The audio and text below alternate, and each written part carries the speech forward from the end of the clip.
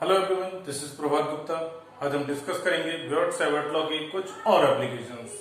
इन applications में हम लोग जो इससे पहले वाले वीडियो में जो हमने बियॉट-सैवर्ट लॉ के एप्लीकेशंस किए थे for infinite length of wire, for semi infinite length of wire, for finite length of wire के लिए जो फार्मूला दिया गया था, हमारे लिए एक जनरल फार्मूला भी दिया गया था। अब उससे आगे के हमारे एप्लीकेशंस चल रहे हैं, या फिर आप ये कह सकते हैं बियॉट-सैवर्ट लॉ पार्ट 2। तो देखिए बेटा, एप्लीकेशंस वही हैं तो हम लोग डिस्कस करते हैं applications of बियॉट-सैवर्ट law.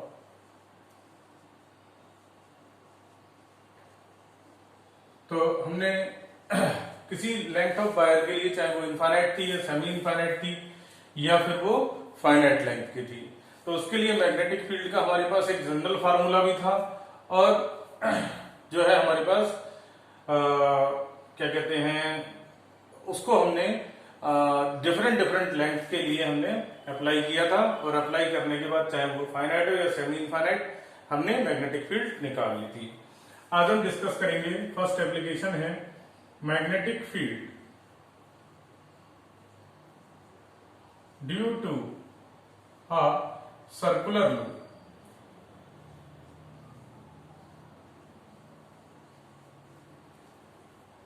at its center। तो अगर इसके सेंटर पर मैग्नेटिक फील्ड निकालनी है तो देखिए भाई क्या कर सकते हैं हम लोग। ये हमारा सर्कुलर वायर है, ठीक, इसकी रेडियस है कैपिटल आर, और इसके सेंटर ओ पर हमें मैग्नेटिक फील्ड निकालनी है। मान लीजिए करंट इसमें ऐसे फ्लो कर रही है, ये आपकी डायरेक्शन हो गई एंटी क्लॉकवाइज, ओके। चलिए भाई, करंट की वैल्यू है आई, और इस करंट की वजह से जो मैग्नेटिक फील्ड इसके सेंटर पर बनती है उसकी वैल्यूज हमें निकालनी है। तो देखिए भाई, हमने ये कहा था कि हम क्या करेंगे, एक करंट एलिमेंट वेक्टर लेंगे और उस करंट एलिमेंट वेक्टर की डायरेक्शन होगी करंट के अलोंग। क्योंकि ये सर्कुलर वायर है तो हम यहाँ पर इस टेंजेंट के थ्रू करंट एलिमेंट वेक्टर की डायरेक्शन को नोटिफाई करते हैं। This is DL vector. और हम क्या करते हैं, जहां पर आपको मैग्नेटिक फील्ड निकालनी होती है, ठीक है, तो इस करंट एलिमेंट वेक्टर के मिडिल पॉइंट से जिस पॉइंट पर हमें मैग्नेटिक फील्ड निकालनी है उस पॉइंट की तरफ एरो लगा देते हैं। ये हो गया आपका पोजीशन वेक्टर। तो देखिए बेटा, हम इसे बोल सकते हैं DL vector, current element vector, और ये हो गया आपका R vector, this is position vector. Now from Biot Savart law क्या कहता है आपका, from Biot Savart law dV is equals to mu naught upon 4 pi I dl sin theta upon r square। तो अगर हम यहां पर लगाएं तो mu naught upon 4 pi I dl sin theta की वैल्यूज निकालें। Theta is the angle between position vector and current element vector.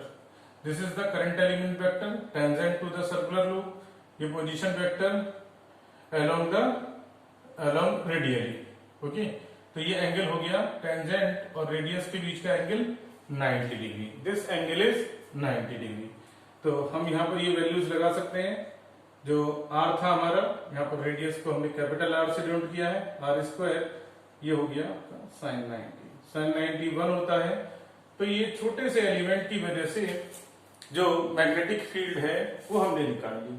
अब हम क्या करें बेटा, इसको पूरे वायर के लिए मैग्नेटिक फील्ड निकालने के लिए हम क्या करेंगे, ऐसे बहुत सारे एलिमेंट वेक्टर्स निकालेंगे। तो क्या करें, एक टेक्निक है इंटीग्रेशन। तो इंटीग्रेशन की हेल्प से हम पूरे वायर पर ऐसे छोटे छोटे एलिमेंट्स लेंगे और उनको सम कर देंगे। तो इंटीग्रेशन भी आपको सारी चीजों को इंटीग्रेट करके या सम करके देता है। तो mu not over 4 pi I DL sign 90 1 हो गया, ये आर स्क्वायर। यहां पर देखिए बेटा, जब हम इसे इंटीग्रेट करेंगे ये पूरा हो गया। मान लीजिए आप वायर की इस लेंथ से शुरू करते हो, तो यहाँ पर आपका जो वेरिएबल है वो डीएल है, यानी कि लेंथ है। तो लेंथ यहाँ पर 0 हो गई और दोबारा से लौट कर आप पूरा वायर कंप्लीट कर लेते हो, तो इसकी लेंथ हो गई 0 से 2 पाई आर, यानी कि सरकमफ्रेंस। सरकमफ्रेंस हो गई, तो ये लिमिट लगा दीजिए 0 to 2 पाई आर। ठीक, तो ये जब लगा देंगे तो mu not over 4 pi I upon capital R square into, जब लिमिट लगाएंगे तो ये वैल्यू आ जाएगी 2 पाई आर। पाई से पाई गया, 2 2 जा 4, एक आर से ये आर कैंसिल हो गया, so B is equals to mu not I upon 2 R. This is the magnetic field due to a circular loop having current I. If the loop has only one turn, this formula is valid. If the loop has n number of turns, if the loop has capital N turns, अगर loop के पास n turns हैं, तो देखिए यहाँ पर जो wire की जो लेंथ होगी वो भी n टाइम्स बढ़ जाएगी। तो यहाँ पर जो लिमिट होगी वो 2 पाई एन आर हो जाएगी, n इंटू 2 पाई आर हो जाएगी। तो लिमिट लगाने के बाद हमें यहाँ पर जो नई मैग्नेटिक फील्ड होगी वो मिलेगी बेटा n टाइम्स v। तो n का फैक्टर आ जाएगा, तो आप इसे बोल सकते हैं n mu naught I over 2r। तो ये नई मैग्नेटिक फील्ड आ गई जो कि n टाइम्स है आपकी ओरिजिनल मैग्नेटिक फील्ड से। तो ये तो हो गई magnetic field due to a circular loop at its centre. इसके सेंटर पर जो मैग्नेटिक फील्ड है that is mu not I over 2r। Now अब magnetic field is a vector quantity, और वेक्टर क्वांटिटी कभी भी बिना डायरेक्शन के हम नहीं दे सकते हैं, तो डायरेक्शन की रिक्वायरमेंट है। तो चलिए भाई एक और पॉइंट मिला हमें कि अब हम इसकी डायरेक्शन और निकालेंगे।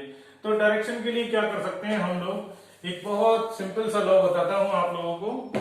लॉ देखिए क्या है, यहां पर जो करंट फ्लो कर रही है, मान लीजिए ये आपकी क्लॉकवाइज या एंटी क्लॉकवाइज कोई भी है, तो मान लीजिए करंट ऐसे फ्लो कर रही है, तो हम अपनी राइट हैंड की फिंगर्स को कर्ल करेंगे जिस डायरेक्शन में करंट जा रही है। करंट जा रही है ऐसे, ठीक है।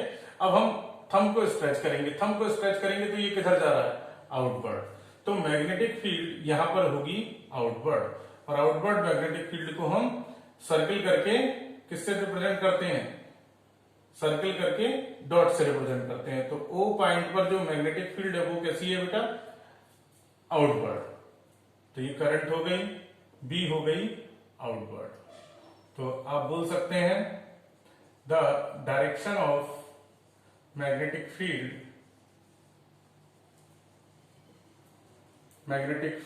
Is outward. और आउटवर्ड के लिए हमारा नोटेशन था सर्किल डॉट लगा दीजिए। तो ये हमारी आउटवर्ड मैग्नेटिक फील्ड को रिप्रेजेंट कर रही है। तो यहां पर जो मैग्नेटिक फील्ड है इस पॉइंट पर वो आउटवर्ड है। ओके, तो ये निकालने का तरीका था किसी भी सर्कुलर लूप में। अब देखिए सर्कुलर लूप के आपने सेंटर पर तो मैग्नेटिक फील्ड निकाल दी, अब सेंटर से कुछ दूरी पर चले जाते हैं। सेंटर से अगर हम कुछ दूरी पर चले जाएं और वो डिस्टेंस हमारी x डिस्टेंस है, मान लीजिए ये हमारी कॉइल है, देखिए कॉइल इज लाइक दिस, ये हमारी कॉइल है और इसके सेंटर से x डिस्टेंस पर। तो ये इसका सेंटर हो गया, थोड़ा डायग्राम अच्छा सा बना लेते हैं।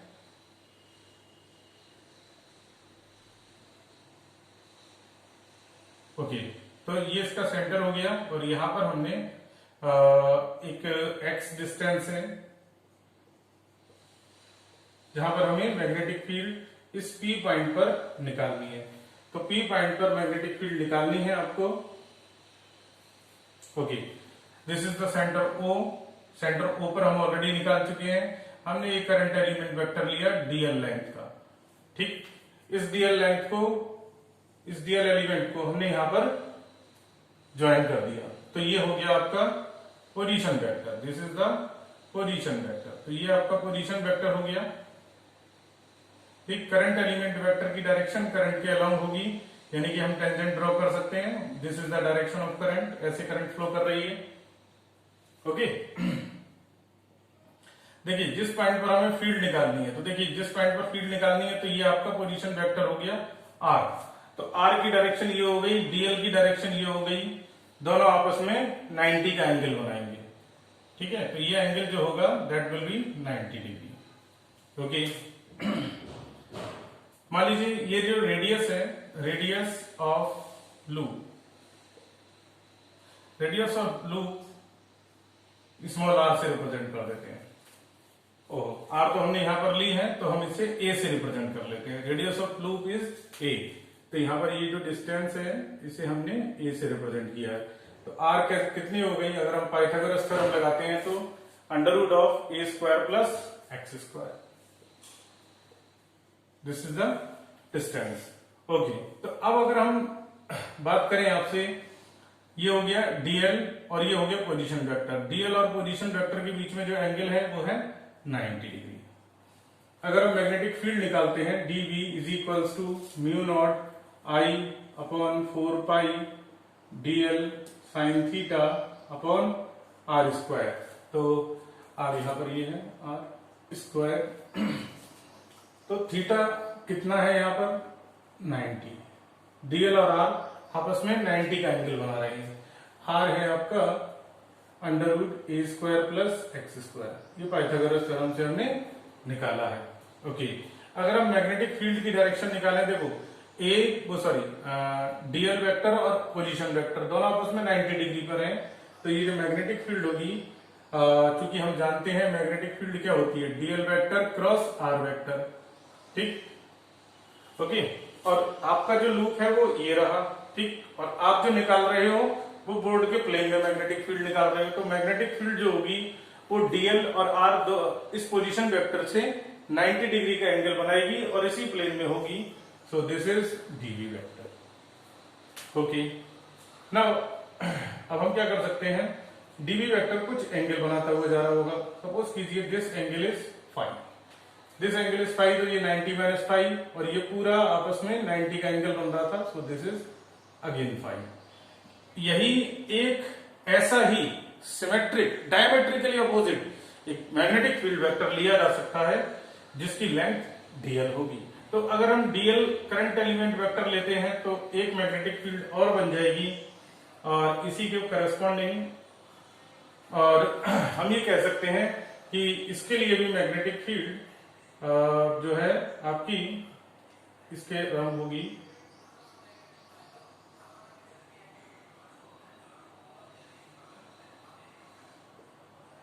ये एंगल फाई है, तो सिमेट्री ये कहती है कि इसके लिए भी एंगल फाई ही होगा।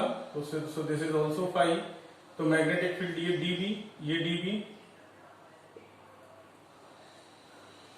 ओके, डीबी के दो कंपोनेंट होंगे, एक होगा डीबी कॉस फाई,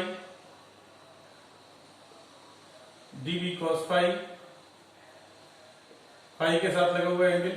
अब डीबी साइन फाई यहां रह गया, डीवी साइन फाई यहां रह गया, तो डीवी साइन फाई दो बार हो गया। नो अब अगर हम इसी तरह से डीएल जो करंट एलिमेंट वेक्टर है बहुत सारे ले सकते हैं पूरी सरकमफ्रेंस पे। अगर हम पूरी सरकमफ्रेंस पे लेंगे तो हर एक कॉइल को ऐसे एज्यूम कर लीजिए, एक पॉइंट ये हो गया तो इसके डायमेट्रिकली अपोजिट ये हो गया, एक पॉइंट ये हो गया इसके डायमेट्रिकली अपोजिट ये हो गया। तो पूरी सरकमफ्रेंस पे हर एक पॉइंट के करस्पॉन्डिंग एक डायमेट्रिकली अपोजिट पॉइंट होगा तो अच्छी बात है।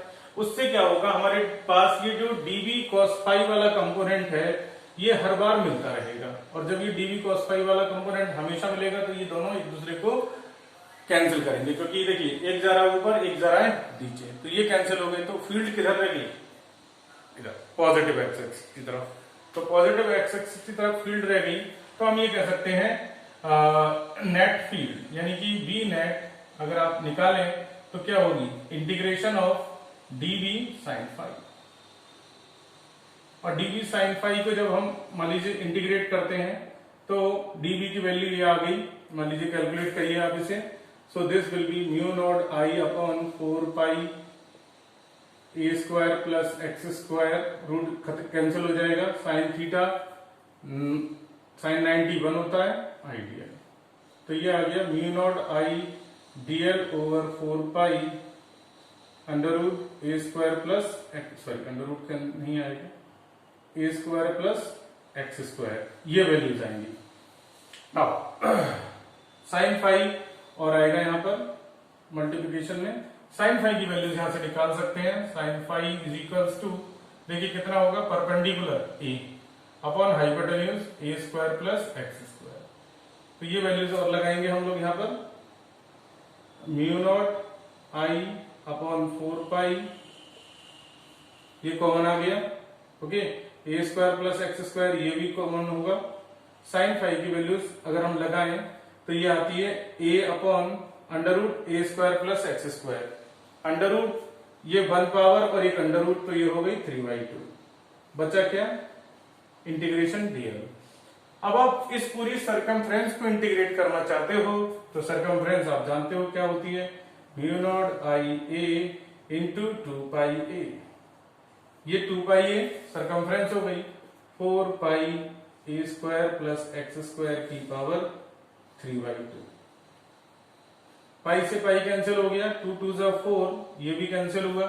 सो बी नेट आ गई आपकी finally mu naught I A square upon 2 times A square plus x square की पावर 3/2। देखिए भाई ये फाइनल एक्सप्रेशन आ गया, ये जनरल एक्सप्रेशन आ गया किसी भी एक्सियल पॉइंट पर जो कि सेंटर से एक्स डिस्टेंस पर है, मैग्नेटिक फील्ड निकाल सकते हैं, ये आ गया। अब अगर आप एक्स को थोड़ा थोड़ा पास लेते चले जाइए, ये कॉइल आपकी और आप कॉइल के पास आते चले जा रहे हैं, पास आ रहे हैं, कितना पास, बिल्कुल ही सेंटर पर आ गए, सेंटर पर आ गए तो एक्स कितना हो गया, 0, अंडा एक्स 0 हो गया। तो यहां पर इसकी वैल्यू अगर लगाएं तो क्या निकल कर आएंगी फाइनली, तो देखिए फाइनल वैल्यूज आएंगी आपकी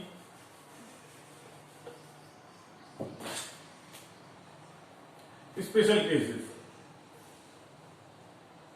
first when x is equals to 0, यानी कि सेंटर पर आ गए, at the centre of the loop, at the centre of loop. x is equals to 0 put करेंगे तो ये आ गया B centre is equal to mu not I A square upon 2 times A square plus 0 square की power 3/2। इसको solve करिए तो क्या मिलेगा आपको, mu naught I A square upon 2a cube, A square की power 3/2, it will give you a cube, okay. तो ये आपके पास वैल्यूज आ गई।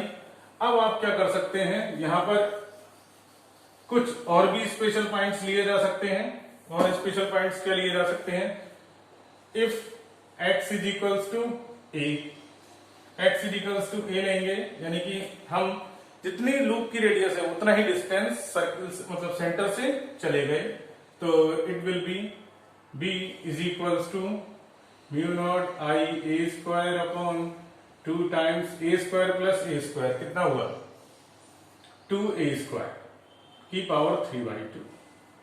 तो चलिए इसको सॉल्व कर लेते हैं, mu naught I A square, हाँ x square plus a square था, ठीक है, mu naught I A square upon ये हो गया 2 इंटू 2 की पावर 3/2, ओके, ए स्क्वायर की पावर 3 रह जाएगी, यानी कि ए स्क्वायर की पावर 3/2, तो ए क्यूब बचा, ओके।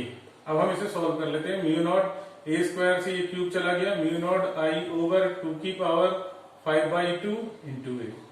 सो ये मैग्नेटिक फील्ड हो गई अगर आपको ए डिस्टेंस पर निकालनी है, यानी कि सेंटर ऑफ द लूप से ए डिस्टेंस पर उसकी रेडियस के बराबर अगर डिस्टेंस लेते हैं।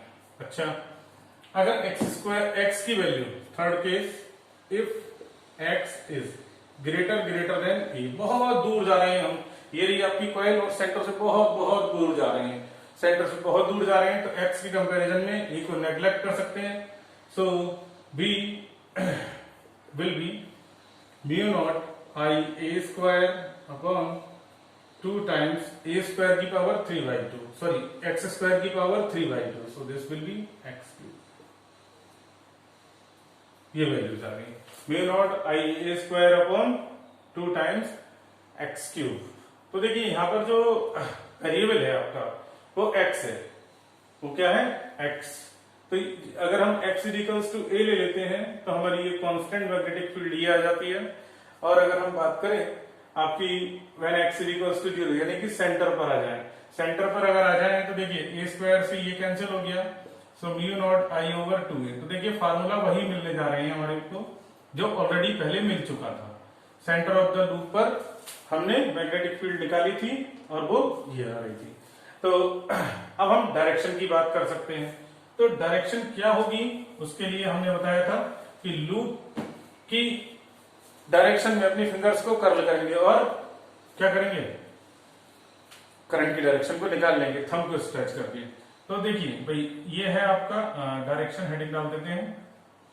हाँ, तो ये है आपका लूप और लूप में करंट ऐसे जा रही है। तो हमने लूप को ऐसे पकड़ा, करंट ऐसे जा रही है, तो मैग्नेटिक फील्ड किधर हो गई, इधर हो गई।